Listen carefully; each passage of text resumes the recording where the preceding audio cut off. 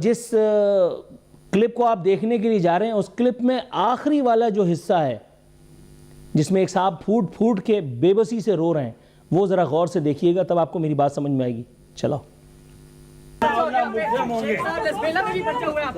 جہاں مرضی ہو 5 مجرم ہوں گے.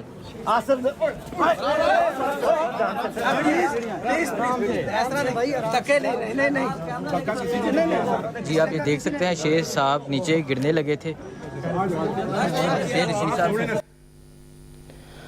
جی ناظرین، ان کا نام تھا شیخ رشید احمد. انہیں اپنے عہدے، اپنے منصب، اپنے تعلقات، اپنے 8 مرتبہ قومی اسمبلی کے ممبر رہنے، متعدد مرتبہ اپنے وزیر رہنے کا بڑا گھمنڈ تھا. اور اس کے بعد چشم فلک نے ایک دن ان کے لیے یہ مقرر کر دیا کہ جس وقت یہ ایک سیکیورٹی آفیشل کے سینے سے لگ کر کے کوئی جائے امان اس دنیا میں کہیں اپنے لیے نہ پاتے ہوئے پھوٹ پھوٹ کے اپنی حالت زار پہ رو رہے تھے. شیخ رشید ثانی المعروف حضرت فیصل واڈا، جو ابھی تھوڑی دیر پہلے پاکستان کے تمام مسائل کا ایک انوکھا، ایک ماورائے عقل یا ایک فاتر العقل یا ایک بعید از عقل حل اپنے طور پر تجویز کر رہے تھے. راویان روایت کا یہ کہنا ہے کہ یہ ان کے اپنے دماغ کی اختراع نہیں ہو سکتی. کاش کہ یہ کلپ فیصل واڈا صاحب تک، بلکہ عزت مآب عالی جناب عالی مرتبت جناب سینیٹر فیصل واڈا صاحب تک پہنچ سکے. کاش وہ اس اسکرین پر میرے ساتھ ساتھ دوسری ونڈو میں مجھے ہذیان بکتے یا راہ ہدایت فراہم کرتے اور شیخ رشید کو سسکتے بلکتے دیکھ کر کے یہ تعین کر سکیں کہ معاملات شاید ہمیشہ وہ نہیں رہتے جو ہم سوچا کرتے ہیں.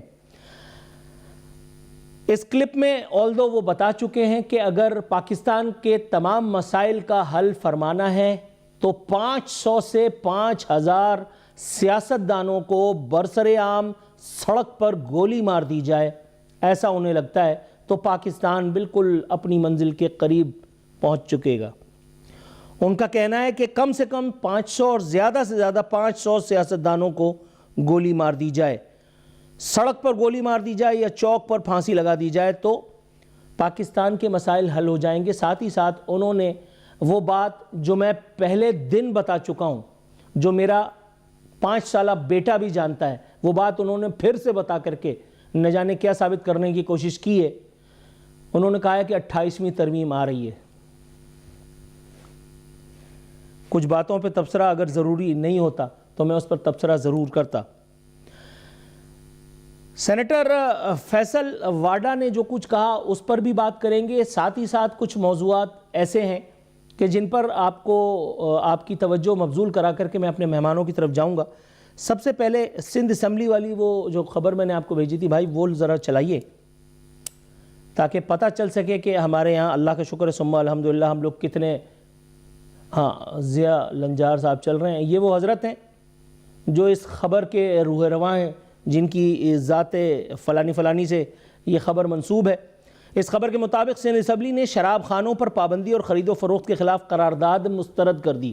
یہ اسرائیل کی اسمبلی کی بات نہیں ہو رہی، نہ یہ فرانس یا جرمنی کی اسمبلی کی بات نہیں ہو رہی.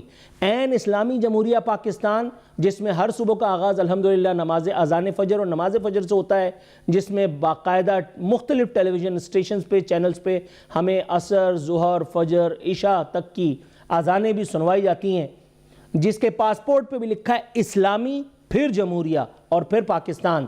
اس میں یہ پہلی مرتبہ نہیں کہ جب کسی اسمبلی میں، کسی صوبائی یا پھر ایک مرتبہ قومی اسمبلی میں بھی یہ حرکت ہو چکی ہے. اور اس وقت بھی پیپلز پارٹی ہی وہ سورس بنی تھی جس نے بہانے بازیاں بلکہ اپنی الٹپ لنترانیوں کے ذریعے سے یہ چول ماری تھی، جو اب میں آپ کو بتانے کے لیے جا رہا ہوں. اس چول کے روح رواں ہیں وزیر داخلہ سندھ ضیاء لنجار صاحب. کہتے ہیں شراب خانوں پر پابندی سے معاشرے کے مختلف طبقات متاثر ہوں گے. یہ قرارداد انل کمار صاحب جو ہیں MQM کے، انہوں نے پیش کی تھی اور پوائنٹ سکورنگ کے لیے کی تھی.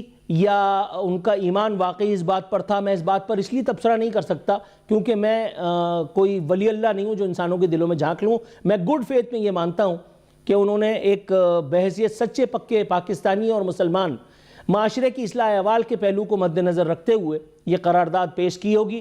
لیکن ہمارے وزیر داخلہ جن کا اپنا گھر یہ پاکستان کی تاریخ کا وہ پہلا اور آخری وزیر داخلہ ہے.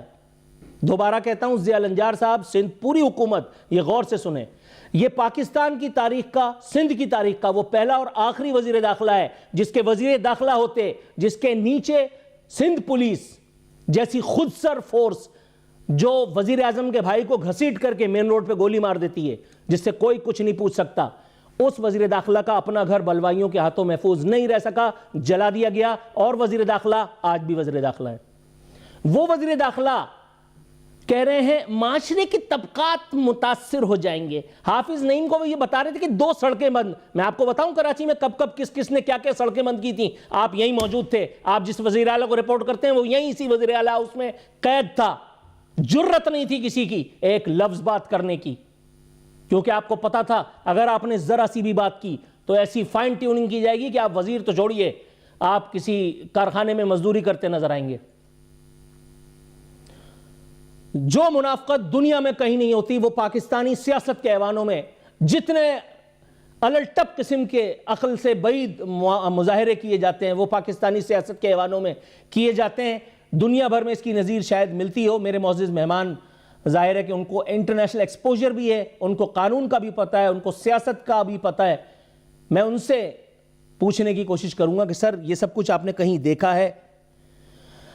اگر کوئی حکومت اس کو قانون کی رٹ صرف اس وقت نظر آئے، یہاں سڑک پر ہمارے وکیل بھائی، وکیل برادری جب بفر جاتے ہیں پورا شہر چکا جام ہو جاتا ہے، ایک ایف آئی آر کٹ کے نہیں دیتی، اور اگر کٹتی بھی ہے تو اس کے بعد اس ایف آئی آر کے ساتھ جو ہوتا ہے وہ آپ سمجھ سکتے ہیں. سوشل میڈیا پہ ایک کلپ چلتا ہے، ایک وکیل نے غصے میں آ کر کے کسی موٹر سائیکل والے کا اور سر پھاڑ دیا، اور باقاعدہ وہ اس کی ویڈیو بنتی رہی، وہ بیٹھا رہا. آج تک ضیاء النجار صاحب کو یہ بات بتانے کی زحمت نہیں ہوئی کہ اس وکیل کے ساتھ ہوا کیا تھا، اس وکیل کو کون سی کال کوٹری میں دھکیل دیا گیا، انصاف کے کون سے اصولوں پہ عمل درآمد کیا گیا. لیکن شراب پہ پابندی سے بہت سارے وزیر، معاف کیجئے گا، شراب پر پابندی سے معاشرے کے بہت سارے طبقات متاثر ہو جائیں گے. یہ تو اچھا ہے انہوں نے طبقات کی وضاحت نہیں کی، ورنہ جمہوریت کا پودا ڈیریل بھی ہو سکتا تھا.